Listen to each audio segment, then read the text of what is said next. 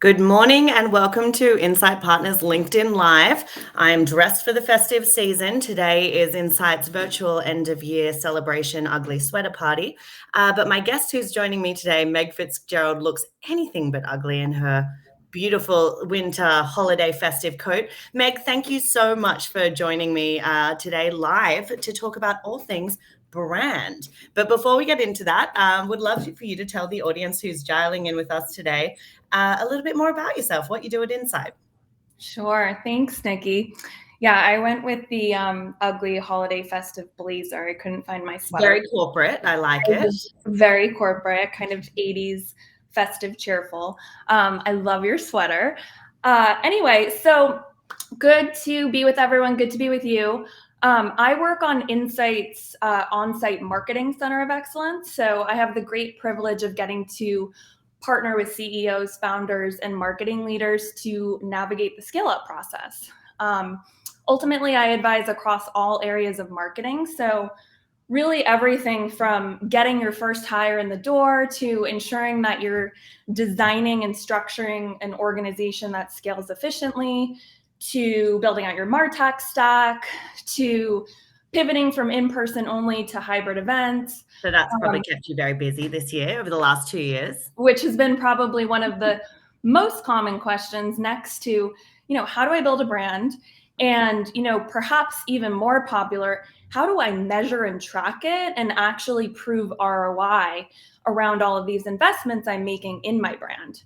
Fantastic. So, well, then let's talk about that today. So, for those of you who've joined us live, Meg Fitzgerald from our Marketing Center of Excellence within Onsite is going to be talking about how do we build a big brand.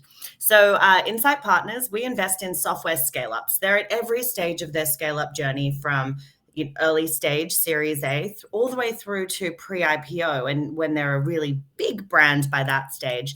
But Meg, let's talk about building brand. What is brand? I mean, there are so many, it's a bit elusive. People have different ideas about what they're building.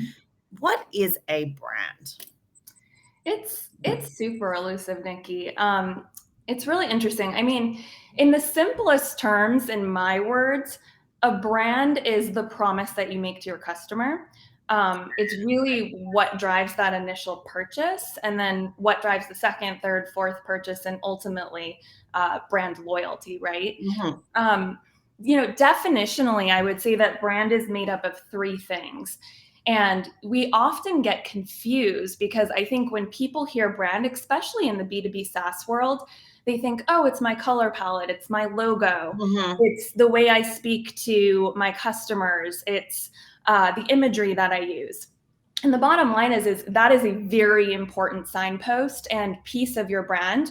But brand is made up of much more than that. So there's three core things. There's brand strategy, which is really everything from what is your point of view? What is the story that you're telling the market on why you're different?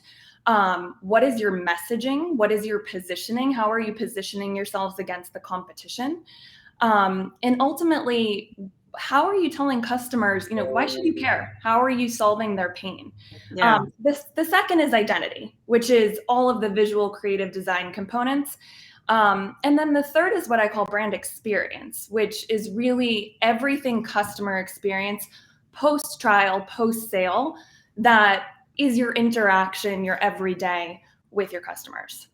And it's complex. There are so many different things, and it's also you really need to understand your customer and who you're talking to be able to align your brand. So, what makes one brand strategy or brand stand out over another? Yeah. So it's interesting. I always like to say that the best brands are easily personified. Mm-hmm. So if I'm, perhaps buying something, there's a lot of shopping going on right now, or if I'm working with a portfolio company, I actually go and ask myself, like, would I want to go out and have a beer with this brand? Or, I don't drink beer, but would I want to go have a glass of wine or a glass of champagne with this brand? And, you should be able to answer that question. Brand is ultimately, I think the best brands are authentic and they're consistent. And that needs to grow over time. So it's really about that upfront investment in developing a narrative that matters. And, you have to remember that you can't be everything to everyone. So to your point, Nikki, it starts with insights. It starts with really deeply understanding who your customers are, who your target audience is, and then funneling those insights into your mission, your vision, your values, your positioning, your messaging, and ultimately how you're telling the story to the market of why you're different. You can't be the cool, innovative disruptor and the experienced, reliable brand. You can't be the high cost, high quality brand and the low cost, high value option, right? Like you have to choose. And it really should be based on who your target customers are, what they want, what they need, what resonates with them. You really need to know thyself when building a brand. And look, Exactly. brands evolve and brands grow. And to be honest, the challenges around managing a brand certainly change as a company continues to scale up. I want to focus on a couple of the challenges that executives and CEOs and executive teams think about or navigate when they're dealing with brand. But I want to do it in focused on kind of 3 stages. I didn't give you a heads up on any of this. So this is coming in real live. I want to talk about the early stage scale up. So like when you're just really starting out, maybe you're about to raise your Series A. Then I want to talk about those growth stage scale ups who are really on that ramp and expand. Maybe it's global expansion. And then I want to talk about maybe a pre-IPO company whose brand is very solidified. What are some of the challenges there? But let's go to the early stage of the evolution. What are some of the startup to scale up graduation point challenges as it pertains to brand? Yeah, it's a great question. So in that particular piece of your scale up journey, I would say that what we found, and I'll give you guys some data, but what we found is that brand tends to be an afterthought. So what ends up happening is, and this is no surprise because smaller companies, they have leaner resources, smaller budgets, less mature marketing organizations. But smaller companies end up focusing on new logo demand generation and sales enablement in order to drive bookings. So they are not nearly as focused on brand. And then as companies grow, they have the luxury of starting to be able to focus more on brand as well as expansion customer marketing. So if you think about that kind of earliest stage startup to true scale up to at scale company, right? Pre-IPO. In that earliest phase, which I'll categorize as less than 15 million in total revenue, the median focus, which is focus on spend, people, really just mind share of brand is just 11%, right? So out of the total pie of new logo demand gen, sales enablement, expansion, renewal, and brand of those focus areas, only about 11% is focused on brand in those smaller companies. What ends up happening is in that $15 to $75 million revenue range, CMOs realize, shoot, I have underinvested in brand. I have underinvested in brand. I have not focused on it enough. And now, unfortunately, I need to play catch up, right? Yeah. And so the focus on brand spikes. It goes all the way up to over 20%. In particular, we see that in that $20 to $60 million revenue range where CMOs are kind of scurrying. They have ankle biters, competitors coming up on them. They're really trying to proactively engage analysts to position themselves in their categories, or maybe they're creating a net new category. And they're really focusing their resources and attention on brand, which is an educational process. And then it's interesting, after that $75 million revenue mark, which, goes forever through exit, the focus goes down again because they've established that foundation around their brand and it runs like more of a machine. So then it goes down to about 15%. Interesting. And, I think that by the time you get into the scale up growth stage, you have so many additional things to think about. It's really critical that isn't an afterthought, and that we're making sure that brand is top of mind and definitely at least has a seat at the table. So I think, and I love that you bring data to the table. That's one thing about Insight Partners, is that we really are a data-driven firm, and like to bring some of the numbers into helping our companies scale up effectively. So love that, and thank you for doing it. So let's stick on data. Yeah. How should scale-ups be thinking about tracking and measuring brand impact? Because again, going back to, brand is often seen as, it's how it makes me feel when I think about a particular company. That doesn't exactly translate into really, hard-hitting conversations within the boardroom unless you can bring some data to back it up.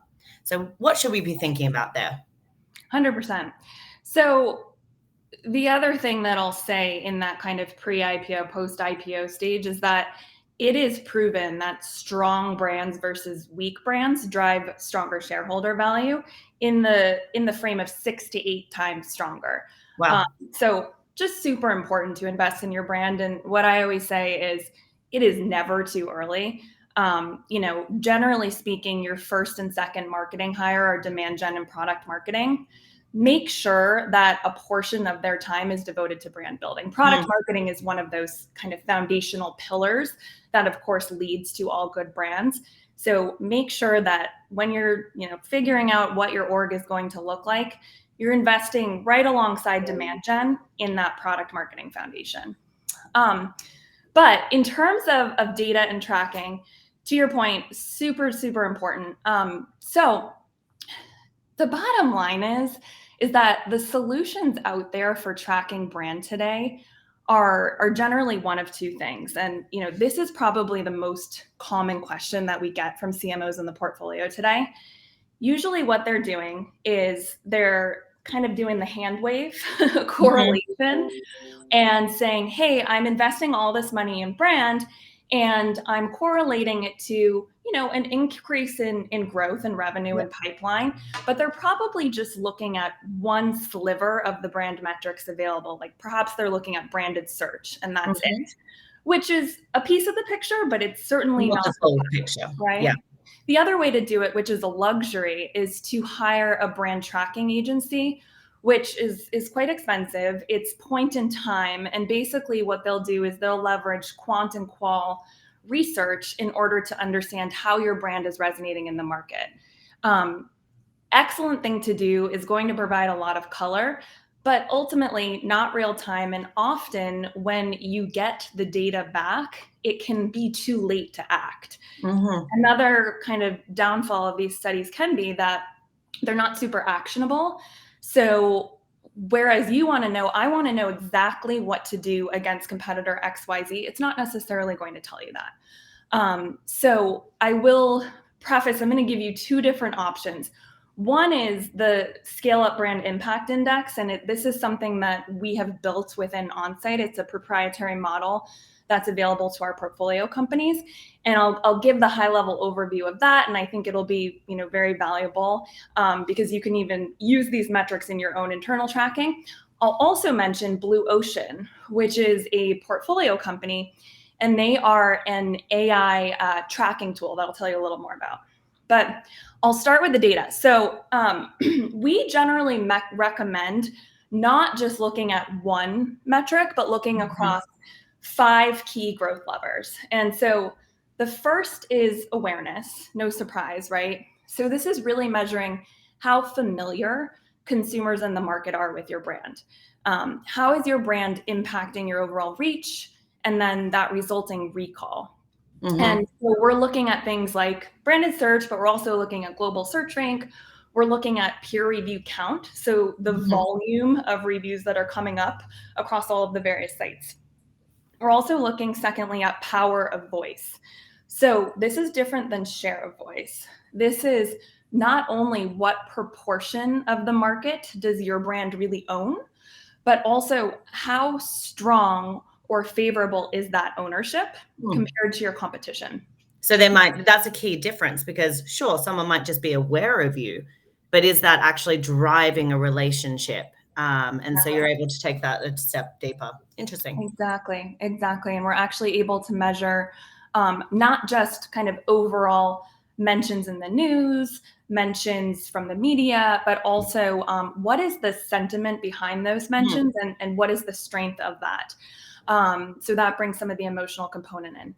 The third is engagement, which really without engagement, awareness doesn't actually mean a whole lot. So are people aware, but then are they actually engaging and driving meaningful interactions with your brand? So that's, of course, looking across all of the social followership, all the channels out there, website traffic, things like that. The fourth is perception.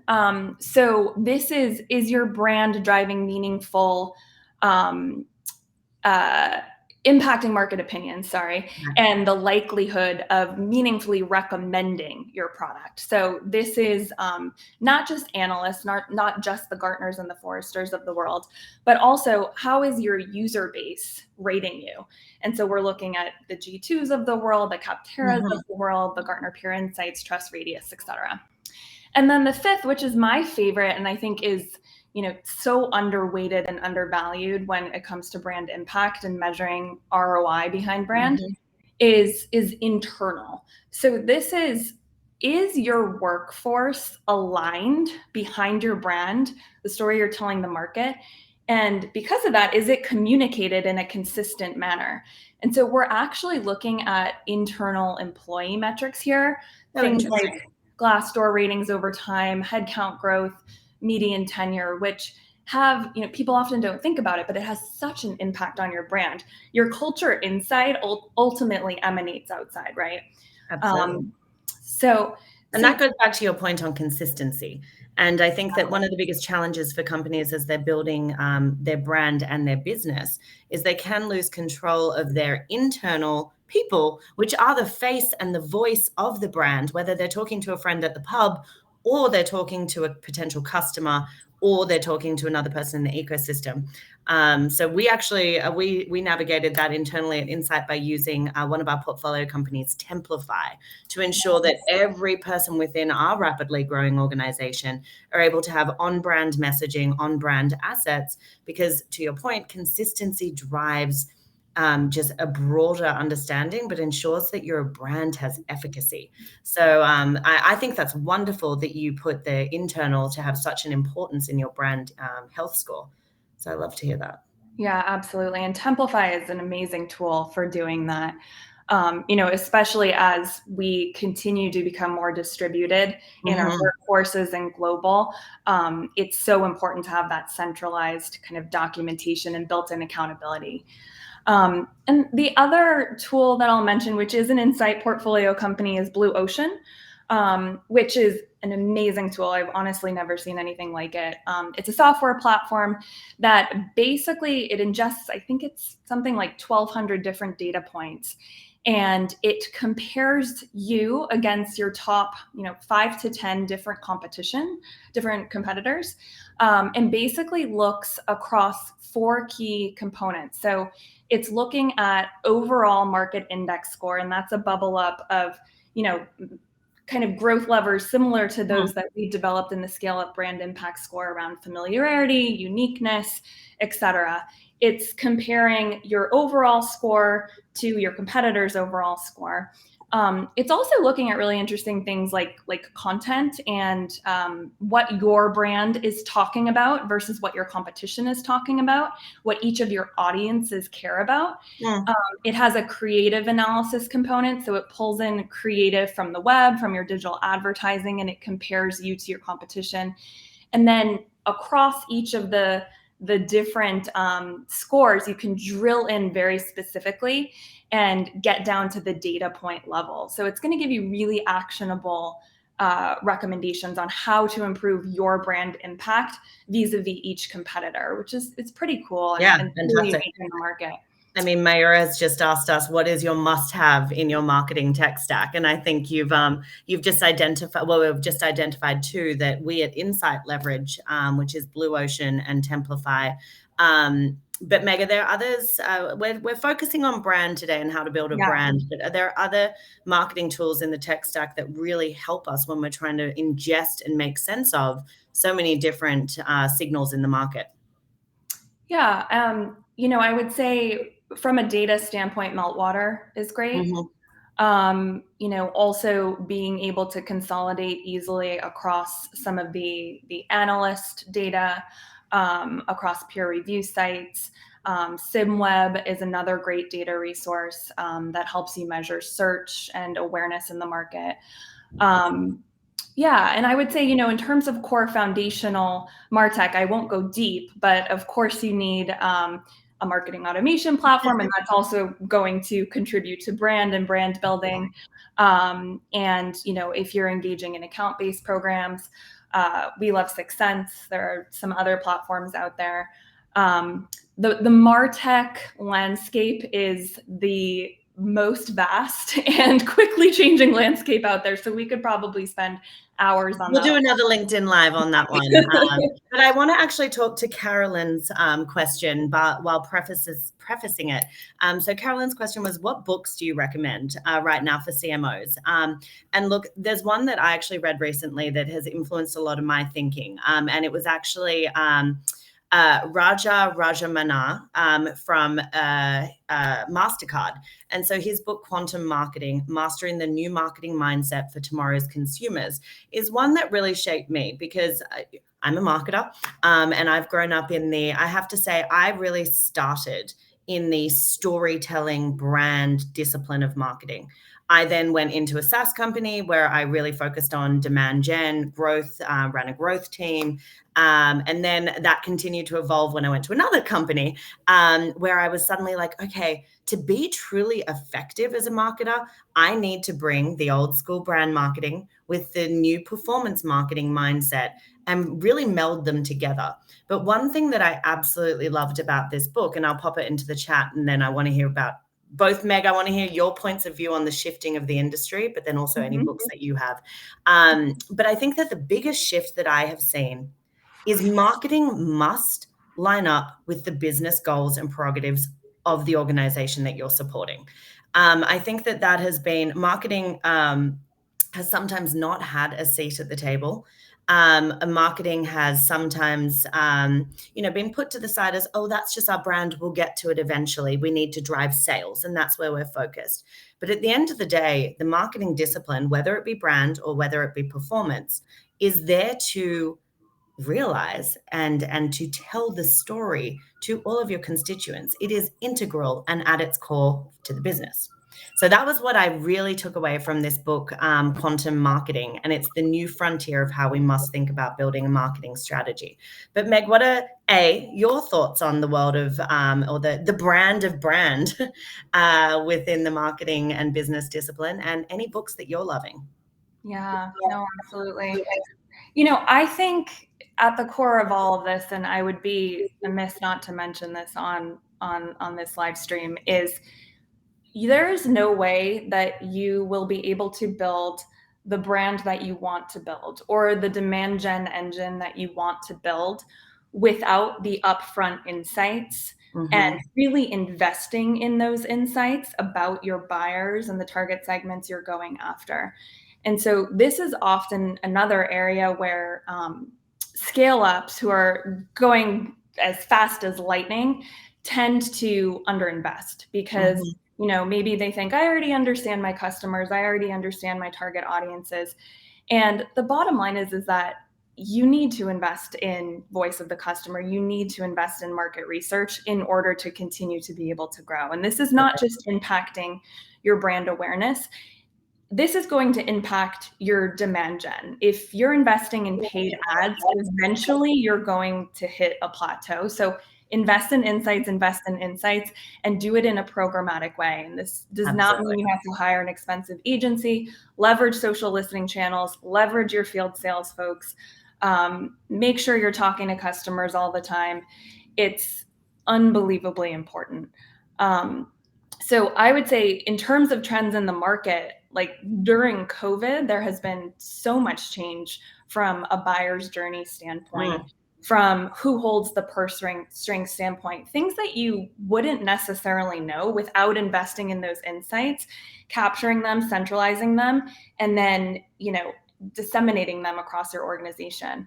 A couple things that we saw that are starting to shift back now, but basically, a lot of the decision makers changed during those earlier months of COVID, and, buying power went into the CFO's hands or even the CEO's hands. Things are starting to shift back, but it's still a longer consideration and negotiation cycle, which means that you need to have really strong brand awareness and really bold competitive positioning online, because all of your buyers out there are going to be researching that much deeper, that much more intently, right?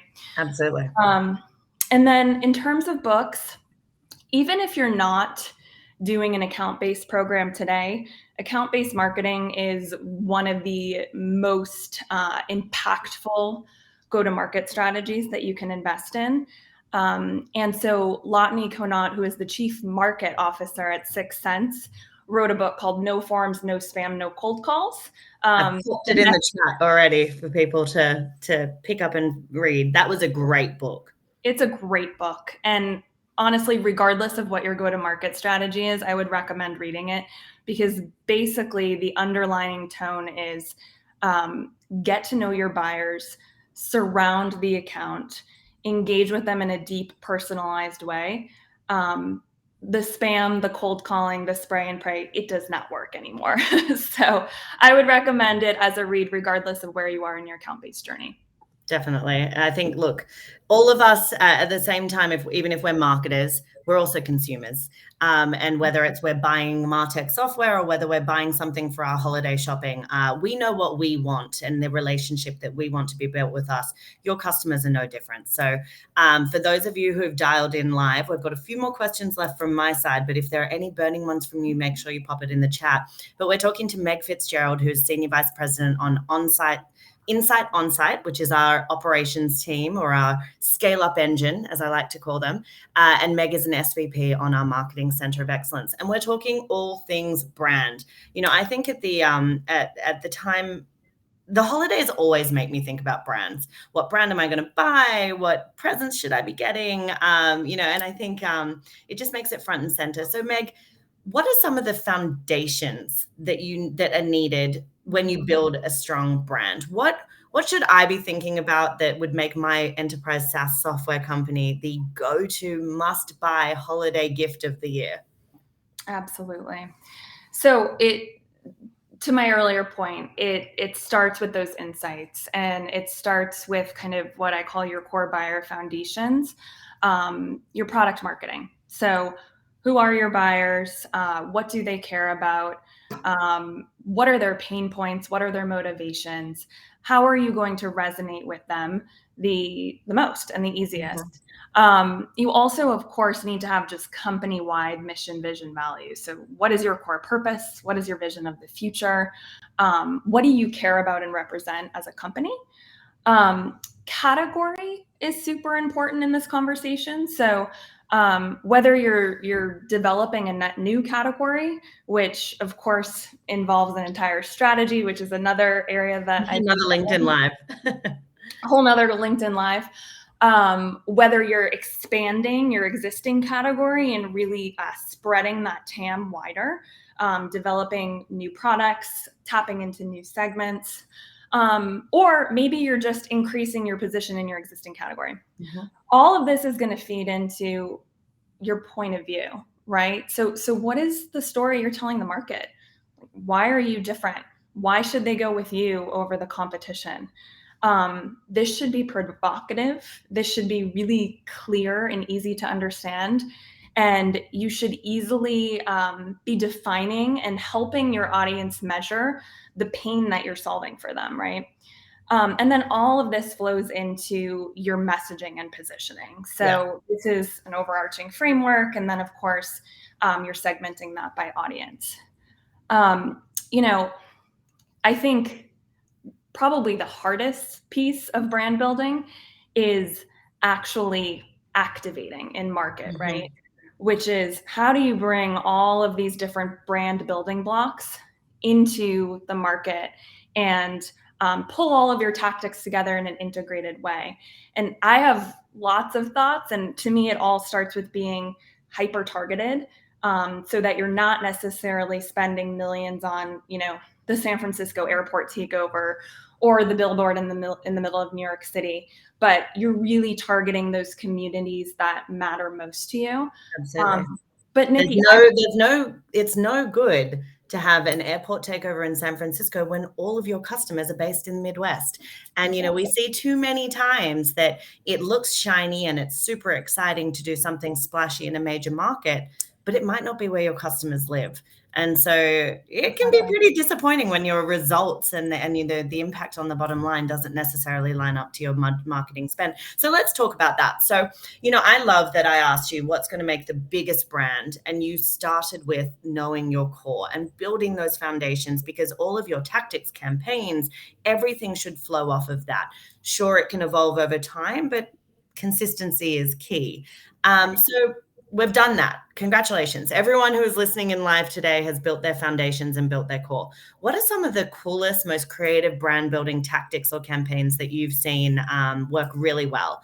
Especially let's focus on where Insight plays, especially in the scale up world. Yeah. So again, and I would love to, you are the guru when it comes to all things strategic communication. So would love to hear your thoughts on this as well. Because really it boils down to two things, right? It boils down to being hyper targeted, and it boils down to integration across your tactics. If you're not integrated and your story and your content and your imagery isn't consistent across all of your tactics, then you're ultimately kicking yourself, right? Because you're not getting the biggest bang for your buck. So I'll give some very specific examples. A couple of the creative tactics that I've seen work well. Again, to your point, we have a company that does logistics and they target trucking companies. And instead of targeting billboards in some of the major tier 1 cities, they're actually going to highway billboards in Central America. So this is not New York. This is not San Francisco. And they saw a huge uptick because of that. So again, that starts with the upfront insights. Where are your customers? What's really going to resonate? How is that message going to travel beyond, right? Another route to take is just community in general and community marketing. So we have a lot of companies in the portfolio that target developers, and developers are a unique breed when it comes to marketing because they like low key. They don't like feeling like they're being marketed to. And so we've had a bunch of companies have a lot of success partnering with some of the open source communities out there where developers can go and pull code. In many respects, that's a B2B version of I've forgotten the name of it, influencer marketing. You're finding the influencers. It doesn't need to be a TikTok star. People who are influential in their own communities can be very effective. Exactly. And to that point, so doing sponsored programs on these types of communities, doing a takeover, being fun with it, doing an ask me anything. But to your point, Nikki, also one of the emerging roles that I'm seeing, which I think is so cool, is the chief evangelist. And, I think we've had this role in at scale companies for a while, but I'm seeing it trickle down and down and down, where companies, especially that have a community marketing component or a product-led growth component, are hiring chief evangelists to be an influencer for their brand, for their company. They have clout, they have a voice in the space, and then they're able to really relate and extend from there. I love that. It's a great role as well. It's neat because everything has been so digital, so blog oriented. I've seen a lot of companies go back to the basics and actually write books and use those as tools to build brands. So they'll partner with like-minded communities. They'll negotiate to have those books as part of the welcoming or the onboarding gift. They'll send their books, of course, to customers, to prospects in direct mail packs. What other? There's all sorts of neat guerrilla marketing things that you can do today. Think out of the box. I saw this really cool thing the other day where a brand hired someone to do a glow-in-the-dark mural. It was actually on the side of a street in New York City. And they videoed the entire creation of the mural, which was, of course, their brand forward. It told a story. It was beautiful. And there was a conference where their audience was right around the mural. But then they were able to leverage the video, the reactions from the passerbys in all of their content and their marketing and their social moving forward. So thinking outside of the box like that. Definitely. I think I go back to old school theory of marketing, where it's the brand and advertising theory is that someone has to see your brand 7 times before they're going to be willing to act. So if we start to think about what we're doing, particularly when we're like an enterprise marketing team, how can I get my campaign out there 7 additional times? And that goes back to creativity. It has to be exciting and excite me, but then consistency. Yep. And then how am I going to capture something so that it is there and in perpetuity, and that we have some longevity out of our marketing campaigns? So, I always push my marketing team to do that. Think outside the box. Think about how I'm going to consistently roll this out against all of my touch points to increase the hope that people are seeing it and it's resonating. Then how am I capturing it to get as much ROI from any campaign that I've spent money on? So we've just come up with creativity, consistency, and capture, the 3 C's. The 3 C's. Everyone heard it here live first. That's how you're going to make any of your campaigns really, really land and have more reach. So I love it. Well, on some of the tactics, Meg, thank you so much for joining. I know we barely scratched the surface, and we've already mentioned 2 additional LinkedIn Lives. For anyone who's just tuned in, go back and watch from the beginning because there was a lot of fantastic data and information. But Meg Fitzgerald, Senior Vice President on our Marketing Center of Excellence within Insight OnSite. Thank you so much for joining me, and happy holidays. Happy holidays. Thank you, Nikki. It was so much fun. Happy holidays, everyone. See you soon. Bye-bye.